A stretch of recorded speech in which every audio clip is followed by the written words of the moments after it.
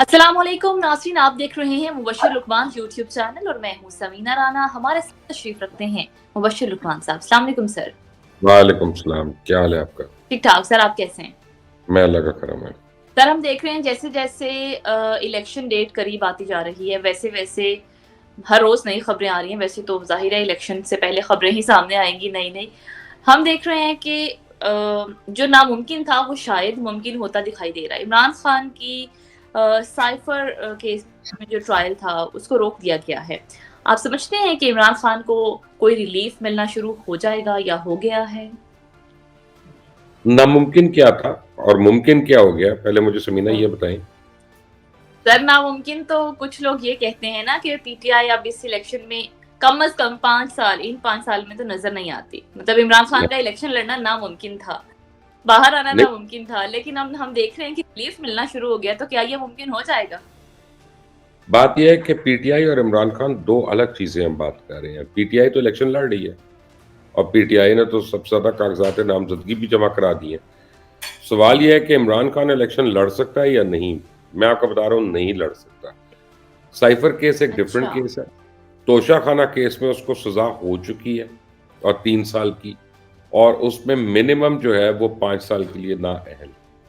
तो जब तक उसका रिवाइवल नहीं होता, उसका दोबारा से ट्रायल नहीं होता और उसमें उसको अब रिलीफ नहीं मिलता, तो इमरान खान तो इलेक्शन नहीं लड़ रहा है। ये वाला इलेक्शन तो नहीं लड़ रहा, ना ज़िमनी इलेक्शन लड़ रहा है। आगे की कर लें बात। जहां तक साइफर केस का ताल्लुक है, वो इमरान खान पे फर्द जुर्म आयद करने के खिलाफ एक दरखास्त दायर दरखास्त पे समाअत हुई और 11 जनवरी तक उसको मुलतवी किया और कहा है कि 11 जनवरी तक साइफर का ट्रायल रोक दें। तो जज साहब ने ट्रायल इसे रोका क्योंकि उनके मुताबिक इस केस में इमरान खान को शायद फेयर ट्रायल नहीं मिल रहा था। वकील भी अदालत को मुतमईन नहीं कर रहे थे या कर पाए। अब इस केस की मजीद दस्तवेजात आएंगी, एफआईए से जवाब लिया जाएगा, फिर फैसला हो जाएगा। लेकिन उनकी सजा अपनी जगह पे रहेगी, वहां पे जो तोशा खाना केस की है। राइट। तो इसलिए आप टेंशन ना लें, एक्साइटमेंट ना में ना आया करें, सर मैं वैसे खबर पढ़ के थोड़ी एक्साइटेड हो गई थी कि अब शायद है ना? कोई बड़ा ट्विस्ट आने वाला है, तो मुझे कहानी लग में रहा ट्विस्ट आने वाला है। कैसे लगा? नहीं, अभी फिल्म बड़ी बाकी है, फिक्र ना करें। सही सही। सर शाह महमूद कुरैशी की 12 मुकदमात में गिरफ्तारी हुई। कल के प्रोग्राम में भी हमने डिस्कस किया था। अदालत में रो पड़े वो मुबश्शिर साहब। क्या आप समझते हैं? सवाल मेरा फिर रिपीट हो रहा है, गुस्सा मत कीजिएगा। 2 दफा साबिक वजीर खारिजा वो रह चुके हैं मुल्क के, उनके साथ ऐसा रवैया ठीक है? आपने और मुल्कों को उठा के देखा जहाँ वज़ीर आज़म को फांसियाँ हुई हैं, जब अपना कई वज़ीरों के साथ जो हुआ है, जिसने करप्शन किया उसके साथ क्या-क्या हुआ है, ऐसी बात नहीं है। बात ये है कि जीएचक्यू पे हमला, आर्मी म्यूज़ियम में हमला, हसास इदारों के दफ्तरों पे हमला, मेट्रोपॉलिटन बस चलाने के मुकदमात, इन सब में वो मुलज़िम है। और हमले का मतलब ये नहीं होता कि फिज़िकली वो खुद वहाँ पे है, वो उसकी प्लानिंग में हो सकते हैं, वो उसके डायरेक्शंस देने में हो सकते हैं। अब उन्होंने ये बयान दे दिया कि जी मुझे गैर कानूनी तौर पर रखा गया, जेल की हदूद में था, पंजाब पुलिस गिरफ्तार करने पहुँच गई। तो जेल की हदूद जो है वो पंजाब पुलिस की हद नहीं है। वो ऐसी बातें कर रहे हैं कि 4 बार 5 बार मैं मेंबर पार्लियामेंट रह चुका हूँ, एक एसएचओ ने ये किया, दूसरे ने ये किया। बेसिकली शाह महमूद को जिस जेल से निकाला, उसके बाद उसी जेल में वापस ले गए अंदर। तो इतनी देर वो बाहर आए हैं तैयार होके, मफलर-शफलर लगा के, मेरे ख्याल है धुंध देखने आए थे लाहौर की वो। तो उनको पता होना चाहिए था कि क्या हो रहा है, क्या नहीं हो रहा। अदालत में रोना जो है वो मुझे तो समझ में नहीं आया उनका, ऑनेस्टली। मेरी सही। मेरी राइट। बालातर है। राइट। मुबश्शिर साहब, मौलाना फजलुर रहमान कहते हैं कि आइंदा इलेक्शन के लिए पीटीआई को प्रोजेक्ट किया जा रहा है। इतनी बड़ी बात कैसे कह सकते हैं? देखिए, मौलाना ने ये बयान कुछ अदालती फैसलों की वजह से किया है गालिबन। अदालतों से पीटीआई को रिलीफ मिला है काफ़ी, और उसके बाद पेशावर हाई कोर्ट ने कुछ आरओज़ को भी मुअत्तल कर दिया।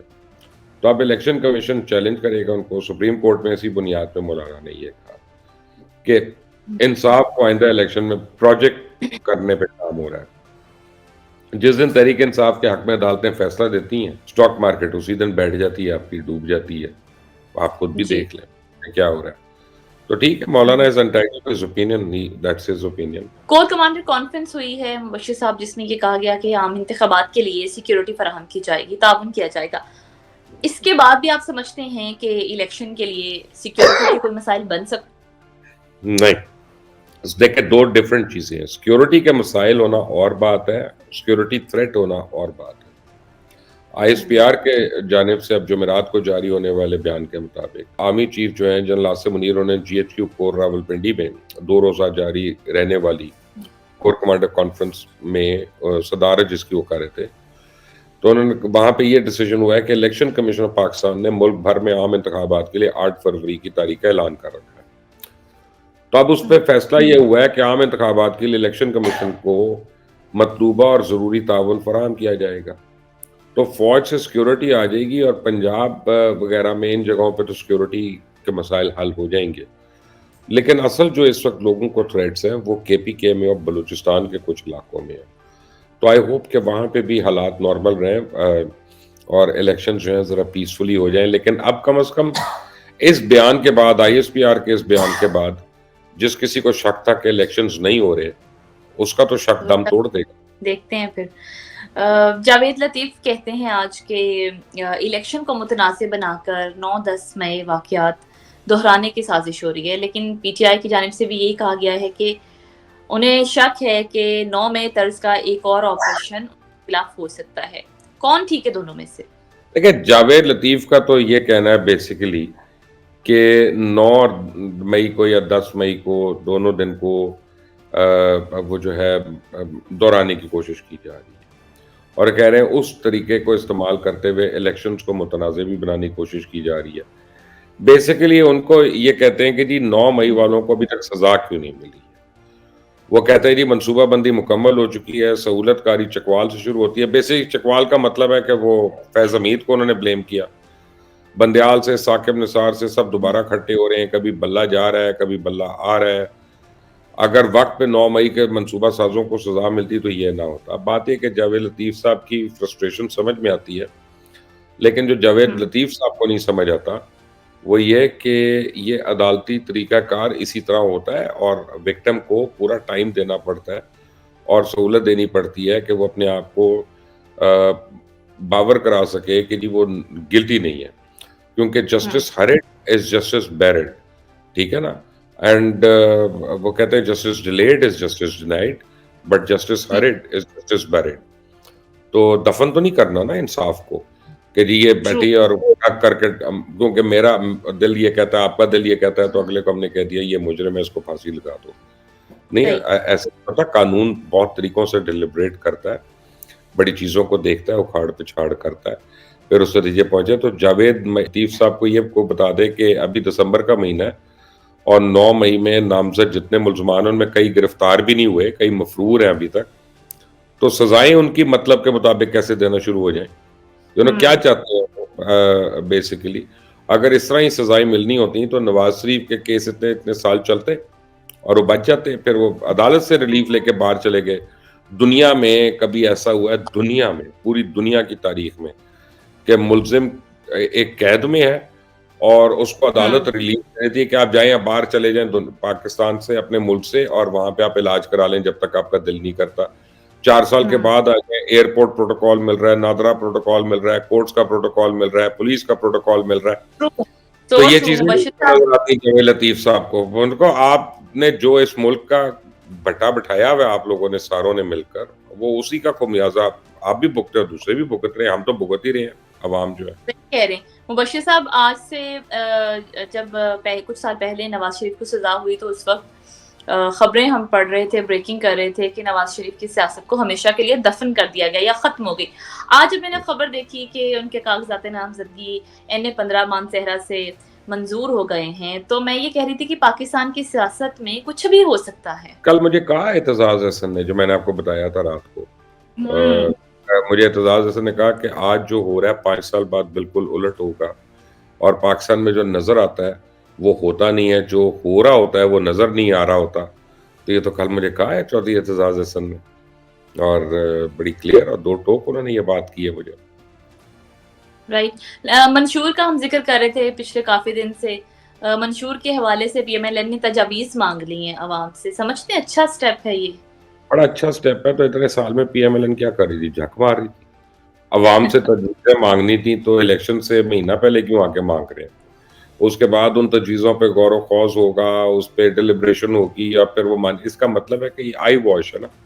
मंशूर आपने हुँ। डिसाइड कर लिया हुआ है क्या करना है और 2 दिन पहले आप अवाम की को अच्छा अवाम किस तरह देंगे आपको तजावीज़ अपनी? चलें मुझे ये बताइए। तो पोर्टल बनाया ना उन्होंने कि आप इस उस पे आएँ और पोर्टल पे उनके अपने लोगों को इस्तेमाल नहीं करना आता।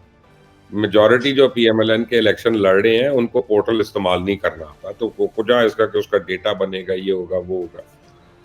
दूसरा ये है कि अगर इनको 3 बार ये हुकूमत करने के बाद नहीं पता कि पाकिस्तान को किस चीज़ की ज़रूरत है और किस-किस चीज़ की ज़रूरत है और मंशूर हुँ। क्या होना चाहिए, तो फिर अल्लाह ही हाफ़िज़ है ना। फिर मैं क्या कह सकता हूँ?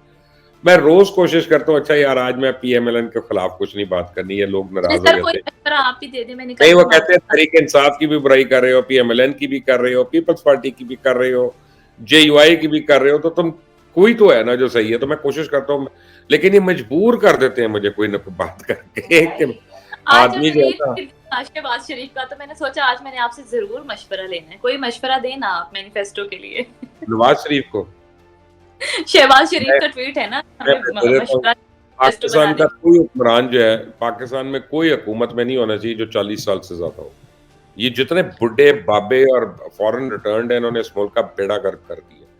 देखें, मुझे लोग कहते हैं कि यार उनका एक्सपीरियंस नहीं होता, गलतियाँ करेंगे, तो ये कौन-सा को अपना सोने के बाग लगा रहे हैं? गलतियाँ नहीं कर रहे।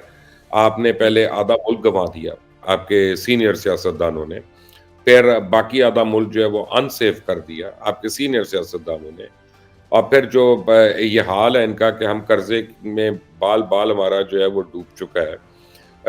लोगों के पास खाने को नहीं है। हम हर चीज़ माँगने पे मजबूर हो गए हैं। हम जब भी किसी से बात करते हैं, उससे भीख माँग रहे होते हैं।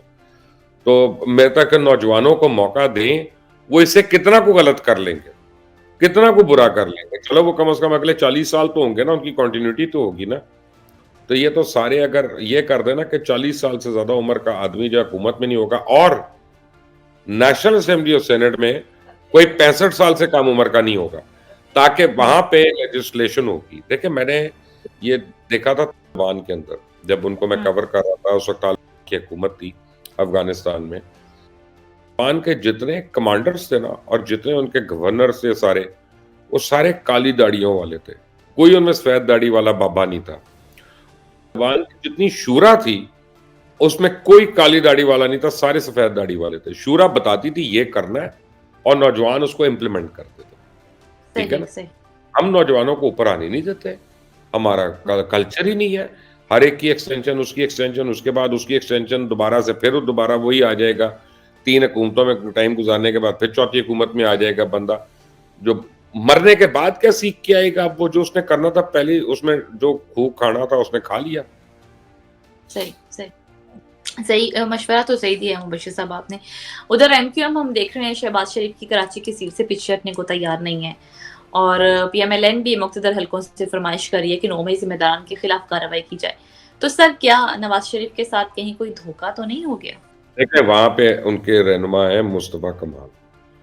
उन्होंने कागज़ात नामज़दगी जो है उसकी स्क्रूटनी के लिए आरओ के ऑफ़िस में पहुँचे। फिर उन्होंने कहा कि जी 242 जो हल्का है, ये तो मिनी पाकिस्तान है, इस हल्के में तमाम कम्युनिटी के लोग रहते हैं। और वो कह रहे हैं कि नून लीग से एक हल्के के ऊपर हमारी बात नहीं हुई, हमारी तो एक जनरल कंसेंसस हुआ था, जनरल बातचीत हुई है और हमने कोई ज़ोर-ज़बरदस्ती नहीं की है। और पार्टियाँ भी हैं और नून लीग की तो अपनी लड़ाइयाँ बढ़ती जा रही हैं। खुद हमज़ा शहबाज़ ने बरमला इज़हार कर दिया, सबको पता है। तो इससे कोई ऐसी बात नहीं, इलेक्शन तो लड़ेंगे सारे, फिर इलेक्शन के बाद जिसने मिलना है वो मिलेगा एक-दूसरे को। और ये राइट। 242 सीट जो है ये एमक्यूएम ने इसके ऊपर they will have a go at it. उनको लगता है कि ये उनकी सीट है, तो वो नहीं छोड़ेंगे इसको। तो सर ये जो सीट एडजस्टमेंट के हवाले से एमक्यूएम और पीएमएलएन की बातचीत चल रही थी, ये कहाँ तक पहुँची है? कोई खबर है आपके पास? हो रही है अभी, मेरा ख़्याल है कि अभी फाइनल नहीं हुई है। ये सीट एडजस्टमेंट तो होती रहेगी, क्योंकि ये तो निशान अलॉट होने के बाद तक होती रहेगी, आखिरी वक़्त तक होती रहेगी, वो तो कोई ऐसी बात नहीं है। तो प्रेशर टैक्टिक्स भी तो होते हैं, जब आप हर जगह से जमा करा रहे थे, फिर आपको पता है ना हमने विथड्रॉ कहाँ पे करना है, कहाँ पे नहीं करना, हुँ, हुँ। किस जगह पे कौन-सा कैंडिडेट है वो स्ट्रॉन्ग है, तो उसको हम ऊपर रखना है कि नीचे रखना है उनका। तो अभी तो उसमें बड़ी गुंजाइश मौजूद है। Right, right. मुबश्शिर साहब वर्ल्ड बैंक के कंट्री डायरेक्टर कहते हैं कि पाकिस्तान का मौजूदा माशी निज़ाम नाकारा है। سر کیا وجہ ہے ہم ایک اچھا معاشی نظام کیوں نہیں بنا پا رہے اتنے سالوں کے بعد بھی؟ جو بابے جو ہیں اوپر آپ کے سارے بڈھے بابے بیٹھے ہوئے ہیں جو مرنے کے قریب ہیں، اور وہ زیادہ آگے کا دیکھ ہی نہیں سکتے، زیادہ آگے کا سوچ ہی نہیں سکتے، اپنے ان کے کھانے کی فرصت ہی نہیں ان کو ختم ہوتی۔ اور سب سے بڑی بات ہے کہ ہم ڈیسیجنز جو ہیں ہمارے کمپرومائز ڈیسیجنز ہیں، ہم ٹف ڈیسیجنز لے نہیں سکتے۔ ہماری جو ویلتھ ہے وہ 1% لوگوں تک محدود ہے، 1%۔ اور پاکستان تو اب کسی ملک سے اس کے ساتھ نہیں ہے، آپ اپنے ارد گرد نیبرنگ کنٹریز میں دیکھ لیں، انڈیا دیکھ لیں، ایران دیکھ لیں، افغانستان دیکھ لیں، کوئی دیکھ لیں، ایون سری لنکا بینکرپٹ ہونے کے بعد دوبارہ سے اب صحیح راستے پہ آ گیا۔ غربت میں کمی ہے پھر بڑھنے لگی ہے۔ جو یہ بات یہ ہے کہ پاکستان جو ہے نا وہ انوائرمنٹل چینجز کا بھی شکار ہو رہا ہے، ایگریکلچر میں آپ کو دیکھنا ہے اور آپ نہیں دیکھ رہے۔ آئی ٹی کو ہر آدمی کہتا ہے آئی ٹی میں ہم یہ کریں گے، ان کو پتہ ہی نہیں آئی ٹی کیا ہوتی ہے، خود وہ ای میل بھی نہیں بھیج سکتے۔ پھر آپ کی ویلتھ جو کانسنٹریٹ ہو گئی ہے چند ہاتھوں کے اندر، 40 50 100 200 خاندان ہیں جو پاکستان کی ویلتھ کو کنٹرول کرتے ہیں ہر طریقے سے۔ پھر آپ کے 50 خاندان ہیں جو آپ کی پالیٹکس کو کنٹرول کرتے ہیں، آپ کے 20 خاندان ہیں جو آپ کے بینکس کو کنٹرول کرتے ہیں، آپ کی 25 خاندان ہیں جو آپ کی پوری ٹیکسٹائل کو کنٹرول کرتے ہیں، شوگر کو کنٹرول کرنے والے 5 یا 6 خاندان ہیں، ٹھیک ہے، 70 80 ملیں اور وہ پورے شوگر کو کنٹرول ہو۔ 24 کروڑ لوگ کہاں پہ جائیں جب ہر آدمی کے پاس کنٹرول ہے کسی نہ کسی چیز کا، ہر مافیا جو ہے وہ کسی نہ کسی طرز میں وہ آ کے فلرش کر جاتی ہے۔ تو یا تو وائڈ ریفارمز کرنے پڑیں گے اوپر سے لے کے نیچے تک، بھڑکانا پڑے گا لوگوں کو، اور جب تک کوئی تلوار لے کے نہیں آئے گا، کیونکہ ڈنڈے سے نہیں کام چل رہا، اب تو تلوار لانی پڑے گی کہ جو راستے میں آئے اس کو کاٹتے جاؤ، تب یہ ملک جا کے ٹھیک ہوگا، ایسے نہیں ٹھیک ہوگا۔ ہم اپنے سٹیٹس کو میں خوش ہیں کہ یار میری 2 سال کے لیے میں نے ہوں یہاں پہ، تو میں 2 سال میں ذرا اپنے لیے بنا دوں جتنا بنا رہا ہے ملک کی ایسی کی تیسی، تو بس ایسے ہی ہوگا۔ پھر جب اس کو سزا بھی تو نہیں بشیر ہونی، صاحب یہ وہ آپ لے کے بھی آتے ہیں تو دیکھیں پھر اپنا کوئی سمینہ آ جائے گی سوال پوچھنے کسی اینکر سے کہ جی شاہ محمود رو پڑے عدالت میں، تو شاہ محمود سے کو پوچھے یار تو قبر کی کمائی کھاتا کھاتا تیرے پاس اتنا پیسہ کہاں سے آ گیا، آیا کہاں سے، چل یہ بتا تیری کمائی کیا ہے، یو نو۔ آپ باقی ساروں سے پوچھ لیں، یہی ہم نواز شریف سے پوچھ لیتے ہیں، یہی عمران خان سے پوچھتے ہیں، تو ان لوگوں سے بھی پوچھنا چاہیے نا آپ کو ساروں کو۔ تو یعنی ان کو کھا پی کے ان کو کوئی پرابلم تو ہے نہیں۔ میں نے وہ علی زیدی وغیرہ سے بات، میرے حالانکہ بڑے اچھے دوست ہیں، تعلقات ہیں ان سے، یہ سارے اتنا کھا پی لیا انہوں نے پچھلی حکومت میں کہ اب کہتے ہیں اس ایک الیکشن ہم نہیں بھی لڑیں گے، 2 الیکشن نہیں بلکہ نہیں بھی لڑیں گے، اب تو کیا کرنا، پوری 4 نسلیں تو بن گئی ان کی۔ وہ مجھے کہتا میں نے نہیں کھایا، میں تو ادھار پہ رہ رہا ہوں۔ میں نے کہا مجھے بھی تو بتاؤ کس سے ادھار لے رہے ہو اور کس بیس پہ لے رہے ہو، تم واپس کیسے لوٹاؤ گے اس کو ادھار؟ تو اس ملک میں کچھ اپنا جو ہے نا اکاؤنٹیبل ہی نہیں ہے، تو معاشی پالیسی کون چینج کرے گا؟ رائٹ، بہت شکریہ مبشر صاحب آپ کے قیمتی وقت اور آپ کے قیمتی تجزیے کا۔ ناظرین اس کے ساتھ ہی ہمارا آج کا پروگرام ختم ہوا۔ اگر آپ کو ہماری ویڈیو پسند آئے تو اسے لائک کیجیے، سبسکرائب اور شیئر ضرور کیجیے۔ اپنی رائے سے ہمیں آگاہ کیجیے۔ اجازت دیں، اللہ نے کے بعد۔